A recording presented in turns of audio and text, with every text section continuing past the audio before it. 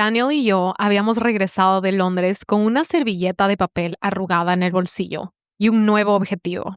Queríamos ser el restaurante número 1 del mundo. No nos gustó oír nuestro nombre en última posición.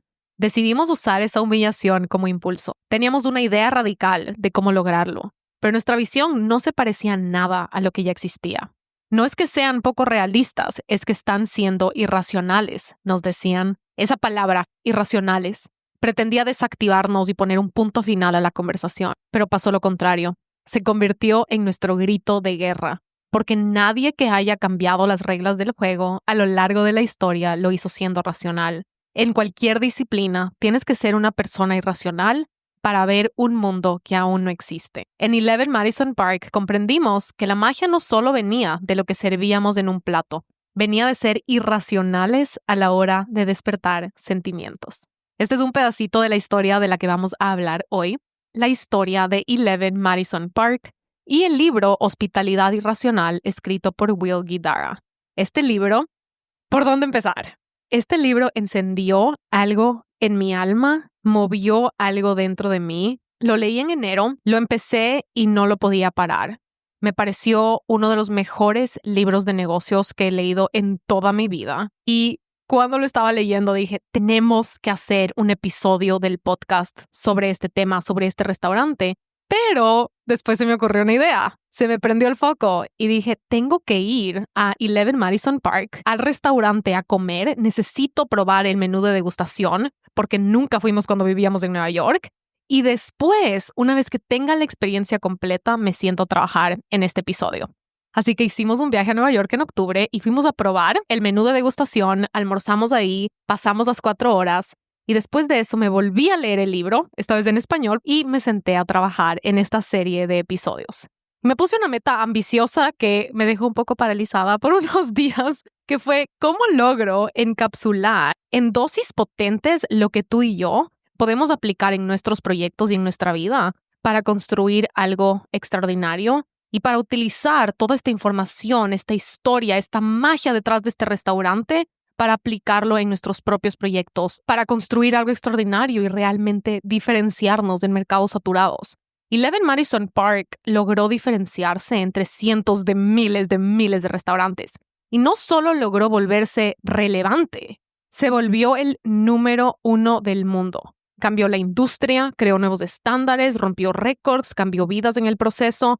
Y si alguien sabe cómo resaltar, cómo enseñarnos a ser memorables, cómo brillar entre mucho ruido y competencia, es Will Guidara con este libro de Hospitalidad Irracional. Al final del día, nuestro futuro se moldea por el tipo de personas, ideas y opiniones de las que nos estamos rodeando y el tipo de ideas que alimentamos a nuestro cerebro. Los podcasts, los libros, los documentales, para mí han cambiado el transcurso de mi vida, han sido mis aliados más grandes y más importantes. Yo no estaría aquí sin las historias de personas extraordinarias que ya pasaron décadas haciendo cosas difíciles y construyendo estas cosas impresionantes. Y después resulta que estas personas tan talentosas, tan sabias, tan extraordinarias, después dejaron libros y documentales con toda esta información.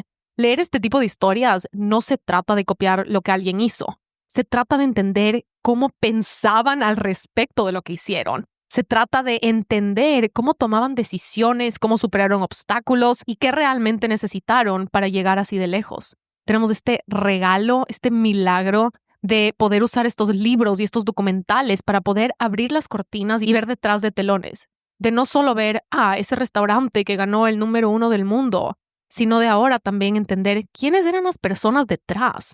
¿Qué acciones y qué pasos les llevó hasta ahí? ¿Cómo fue el proceso? ¿Cuánto tiempo les tomó? ¿Y cuáles fueron estos ladrillos estratégicos que les iban acercando a esta meta? Así que dividí mis principios favoritos más potentes y más inspiradores y lo desarrollé uno por uno. Y vamos a ir parte por parte hasta exprimir cada onza de sabiduría de esta historia, de este libro, de esta marca y de este restaurante.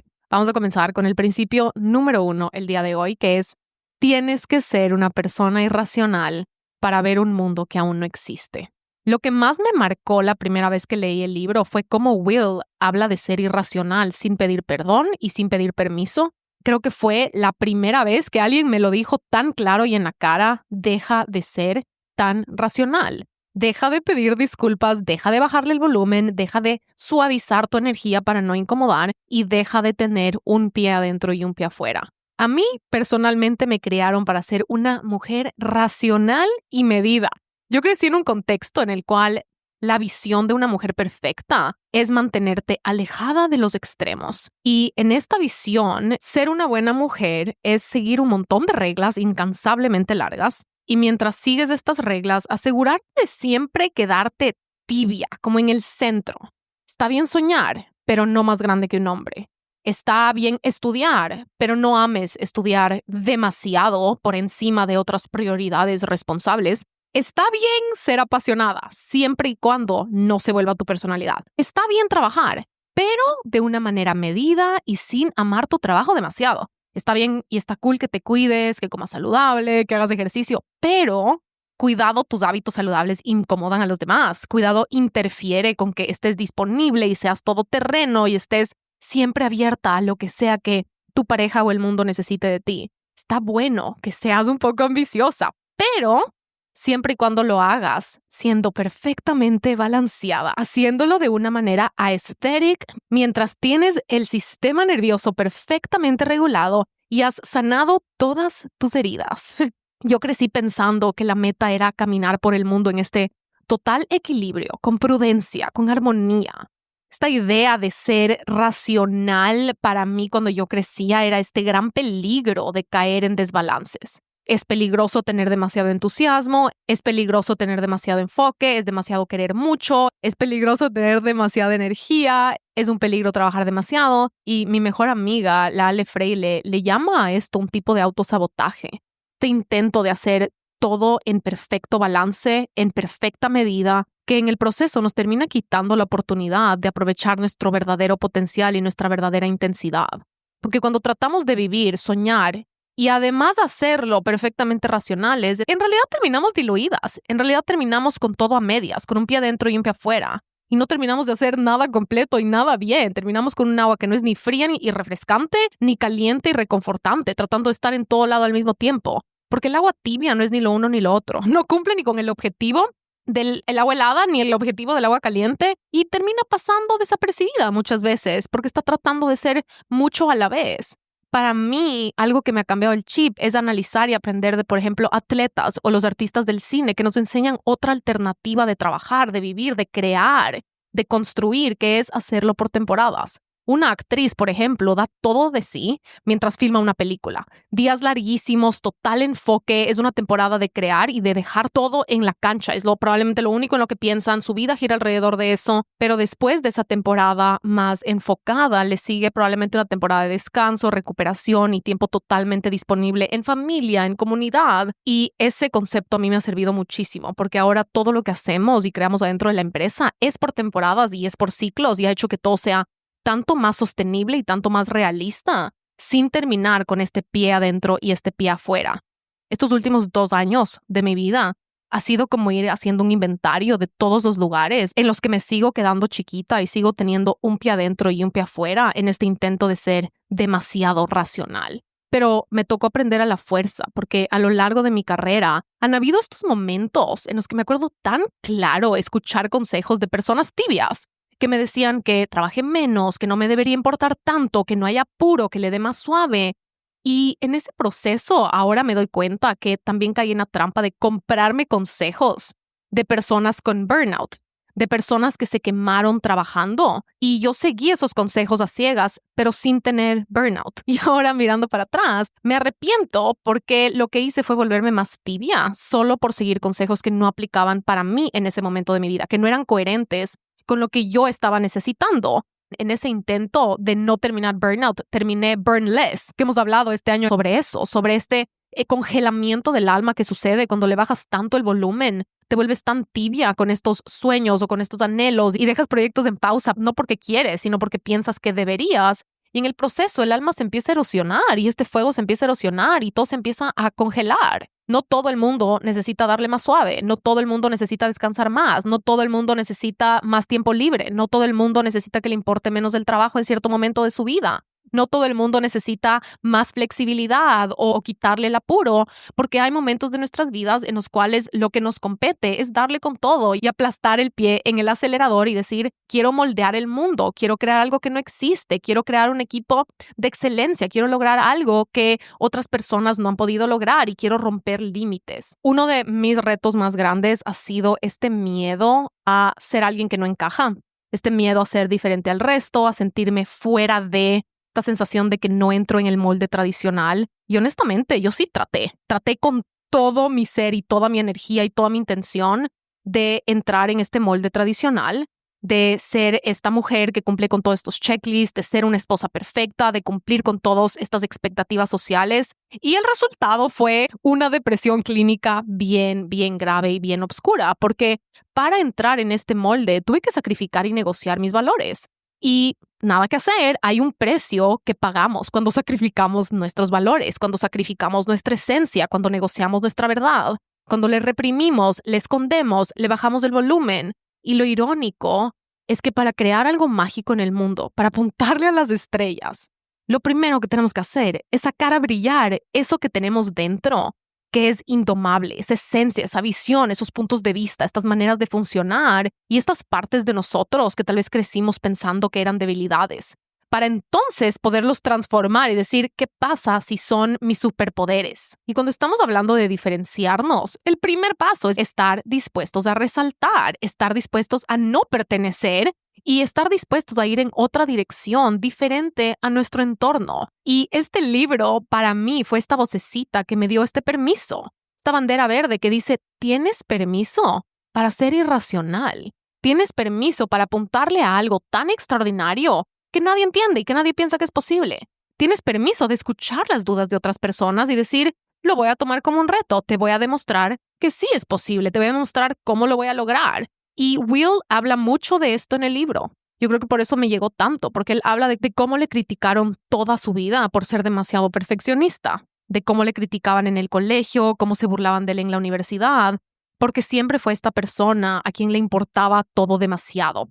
Y él habla de que creció avergonzándose de tener estos estándares tan altos, sintiendo vergüenza de su ética de trabajo, sintiendo vergüenza de sus sueños tan grandes. Pero ahora podemos ver cómo fueron esas cualidades exactamente las que le permitieron construir uno de los equipos de más alto nivel de toda una industria hospitalaria y llegar a ser el restaurante número 1 del mundo. En el libro él dice, ahora ya no me disculpo por ello. Fue en el 11 Madison Park donde por fin entendí que mi fanática atención al detalle era un superpoder.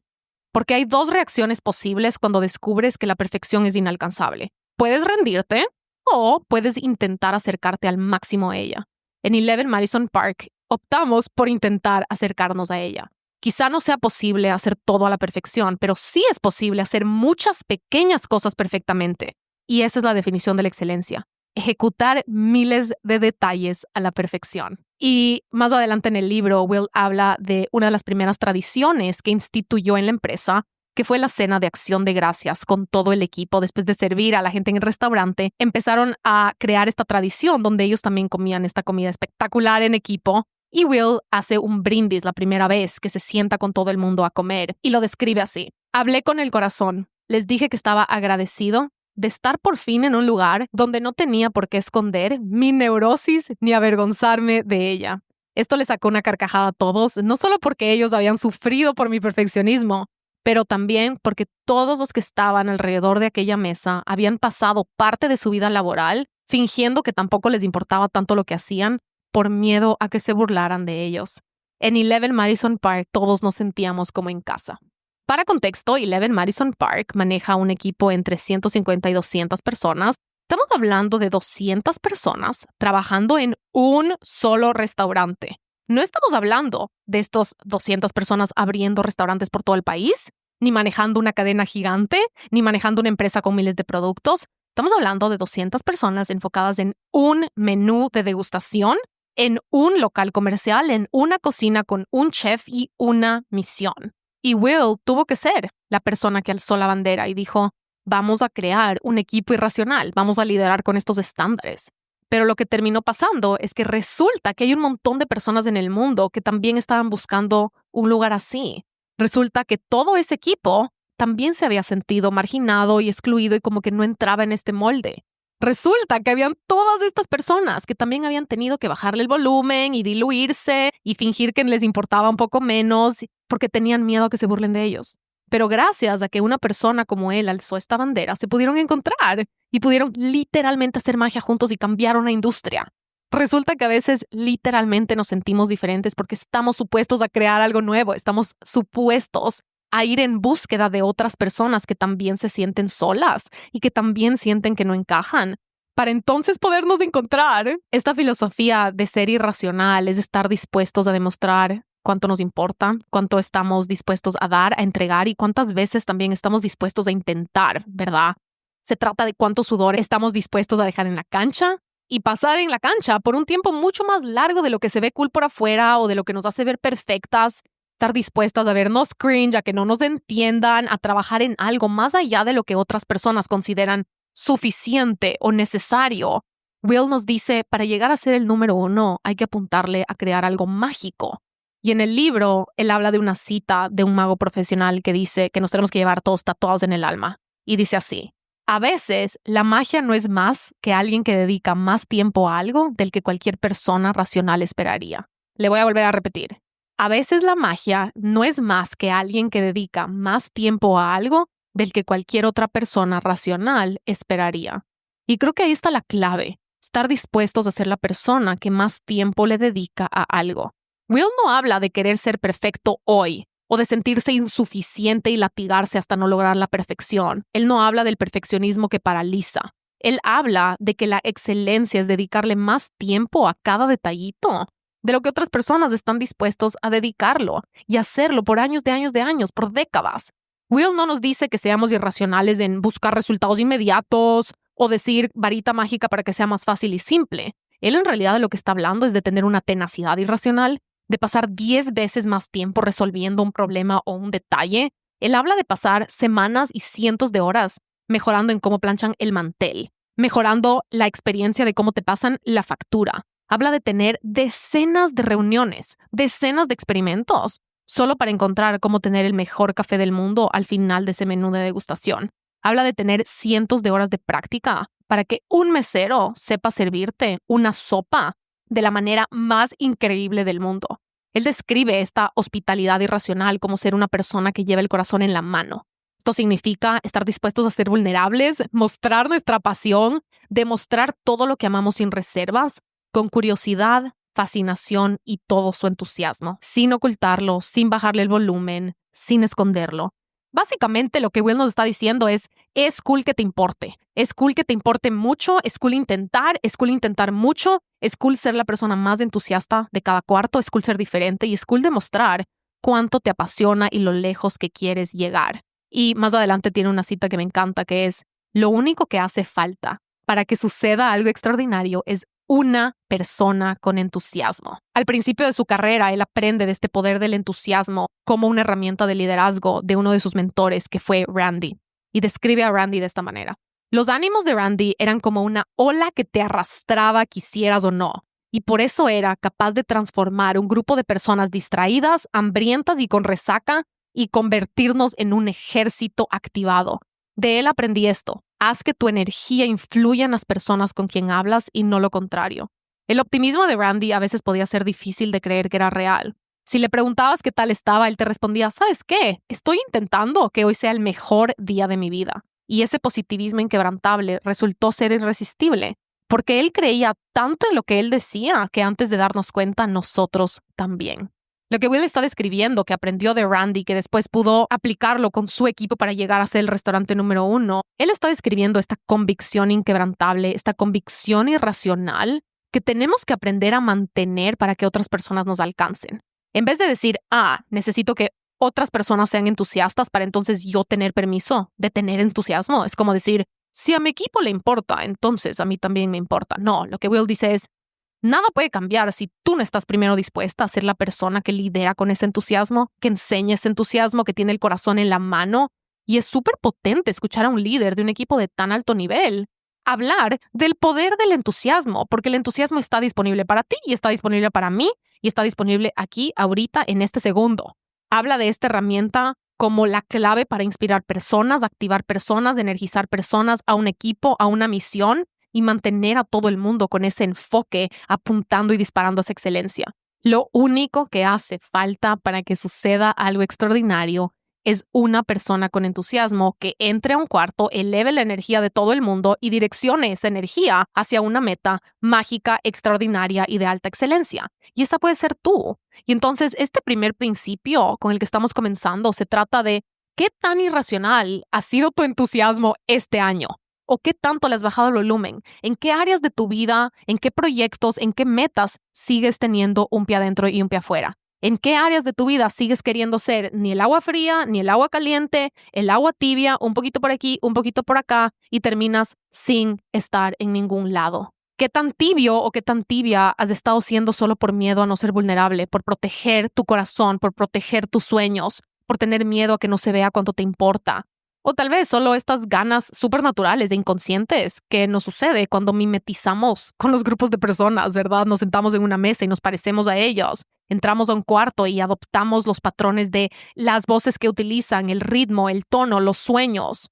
¿De qué maneras hemos estado tratando de no brillar, de no llamar la atención, de seguir estas reglas que muchas veces ni siquiera estamos conscientes o ni siquiera están siendo dichas con palabras, sino que solo las estamos internalizando y de las cuales nos estamos contagiando? ¿Qué pasa si hoy decimos, voy a ser más irracional con mis sueños? Voy a ser más irracional con el tiempo que le pongo. Voy a ser más irracional con la cantidad de repeticiones que le meto, cuánto intento, cuánto me importa. Voy a ser más irracional con mi visión y de la mano también voy a ser más irracional con el entusiasmo que tengo en el día a día para construir eso. No solo cuando es conveniente, no solo cuando estoy motivada, sino tomarnos como esta responsabilidad de liderazgo, de levantarnos todos los días, activar ese entusiasmo y volverle un nuevo piso. Volver a esta convicción y esta tenacidad y esta disciplina y este enfoque y juntarle con una ética de trabajo también irracional. Porque cuando leí el libro yo solo pensaba, ¿te imaginas que de chiquitos, en vez de decirnos que las mujeres calladitas se ven más bonitas y que los hombres no lloran y que seamos todos obedientes y que bajemos la cabeza y no cuestionemos nada, ¿te imaginas encontrar este aliento de que la expectativa ya no sea ser perfectos y seguir todas estas reglas externas y reglas de género, sino que también encontraremos este aliento en ciertas personas o mentores o libros o figuras que vemos, sean películas o libros, de ser irracionales con nuestra visión en lo que estamos dispuestos a hacer para lograrlo? Ha sido súper sanador para mí después de leer este libro, meditar, reflexionar, escribirle cartas a esta Isa chiquita que siempre se sintió demasiado ambiciosa, demasiado insatisfecha, demasiado soñadora, y dedicarle estas partes del libro como si Will le pudiese enseñar en el colegio esta versión y decirle, mira lo lejos que puedes llegar. Cuando eres un poco más irracional, tienes permiso de ser más irracional. Está bien que seas irracional. Los número uno del mundo no son tibios, no son racionales, no son medidos, no son perfectos, son irracionales. Y este recordatorio de que hay personas como tú en el mundo, pero solo te pueden encontrar si te enseñas. Solo te pueden encontrar si lo muestras, si enseñas estas partes de ti, para entonces que estas personas te puedan identificar, para entonces que podamos armar un equipo que se siente igual.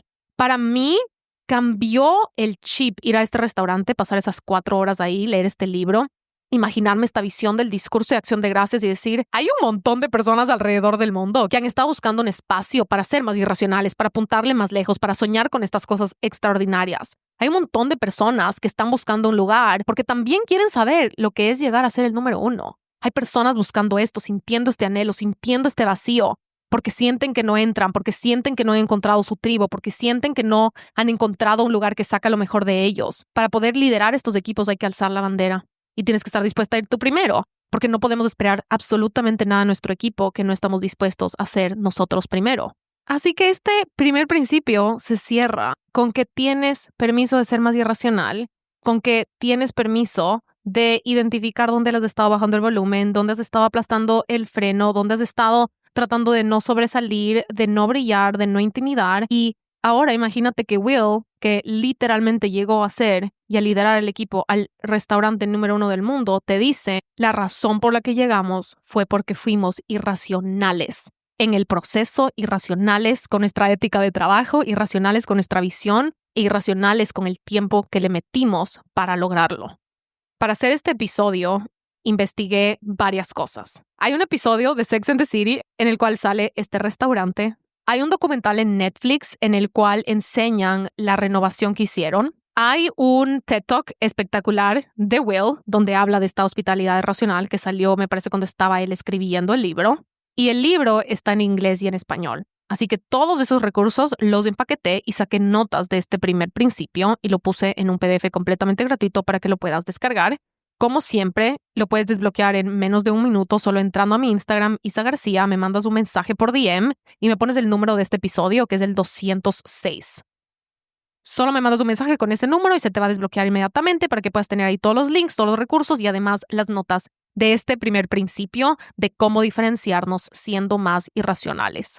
En el siguiente episodio vamos a hablar del principio número 2, que se llama volverte extraordinaria es un proceso gradual porque la excelencia se forja en el tiempo, en los retrasos y entre fracasos. Este principio número 2 fue para mí el más energizante con mi visión a largo plazo, el que más me motivó, el que más me inspiró por la historia de, en realidad, cuántos años ellos trabajaron para llegar a esa cima y llegar a esa meta.